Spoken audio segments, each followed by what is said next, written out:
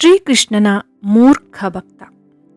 ಭಗವಂತ ಶ್ರೀಕೃಷ್ಣ ಒಂದು ದಿನ ಮಧ್ಯಾಹ್ನ ಮನೆಗೆ ಊಟಕ್ಕೆ ಬರ್ತಾನೆ. ಶ್ರೀಕೃಷ್ಣ ಬರೋದು ತುಂಬ ಅಪರೂಪ.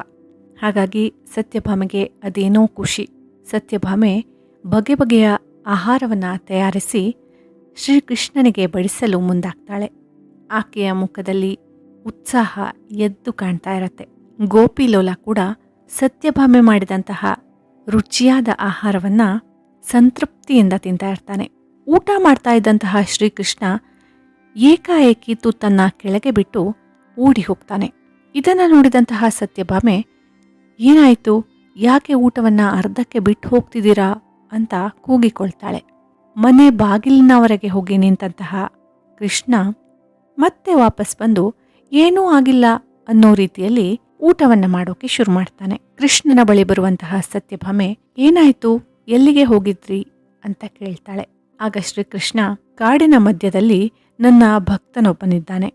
ಆತನ ಉಸಿರಲ್ಲಿ ಕೃಷ್ಣ ಬೆರೆತು ಹೋಗಿದ್ದಾನೆ. ಇಡೀ ದಿನವನ್ನ ಕೃಷ್ಣನ ಜಪದಲ್ಲಿ ಆತ ಕಳೀತಾ ಇದ್ದಾನೆ. ಇವತ್ತು ಹಸಿದ ಹೆಬ್ಬುಲಿಯೊಂದು ಆತನ ಬಳಿ ಬರ್ತಾ ಇತ್ತು. ನನ್ನ ಭಕ್ತ, ಆತನನ್ನ ರಕ್ಷಿಸೋದು ನನ್ನ ಹೊಣೆ. ಹಾಗಾಗಿ ನಾನು ಆತನ ಬಳಿ ಹೋಗೋಕೆ ಎದ್ದು ನಿಂತೆ. ನಾನು ಬಾಗಿಲಿನವರೆಗೆ ಹೋಗೋಷ್ಟರಲ್ಲಿ ಮೂರ್ಖ ಭಕ್ತ ಕಲ್ಲನ್ನ ಹಿಡಿದು ಹುಲಿಯನ್ನ ಓಡಿಸೋಕೆ ಮುಂದಾಗಿದ್ದ. ಹಾಗಾಗಿ ನಾನು ಬಂದು ಊಟಕ್ಕೆ ಕುಳಿತುಕೊಂಡೆ ಅಂತ ಶ್ರೀಕೃಷ್ಣ ಹೇಳ್ತಾನೆ. ಭಕ್ತಿ ತೋರಿಕೆಯದ್ದಾಗಿರಬಾರದು. ಈ ಭಕ್ತ ಕೂಡ ಶ್ರೀಕೃಷ್ಣನಲ್ಲಿ ಸಂಪೂರ್ಣ ನಂಬಿಕೆಯನ್ನ ಇಟ್ಟು ತನ್ನ ಜಪವನ್ನ ಮುಂದುವರಿಸಿದ್ರೆ ಆತ ರಕ್ಷಣೆಯನ್ನ ಪಡೆದಿದ್ದ. ತನ್ನ ದೇವರ ಮೇಲೆ ಆ ಭಕ್ತನಿಗೆ ನಂಬಿಕೆ ಇರಲಿಲ್ಲ.